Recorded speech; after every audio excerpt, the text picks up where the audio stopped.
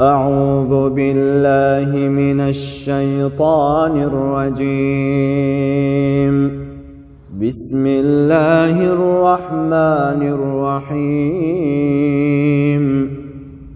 لإيلاف قريش إيلافهم رحلة الشتاء والصيف فليعبدوا رب هذا البيت الذي أطعمهم من جوع وآمنهم من خوف. صدق الله العظيم.